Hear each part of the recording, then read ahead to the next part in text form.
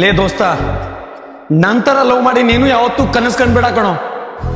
ನಿನಗ್ ಗೊತ್ತಿಲ್ಲ ಕಣೋ, ನಿನಗ್ ಗೊತ್ತಿಲ್ಲ. ಆ ದೇವ್ರಿಗೆ ಮಾತ್ರ ಗೊತ್ತು ಕಣೋ ಯಾರನ್ನ ಎಲ್ಲಿಗೆ ಸೇರಿಸ್ಬೇಕಂತ. ನಮ್ದೆಲ್ಲ ಏನು ಇಲ್ಲ ಕಣೋ, ಬರೇ ಆಸೆ ಅಷ್ಟೇ ಕಣೋ, ಆಸೆ ಅಷ್ಟೇ.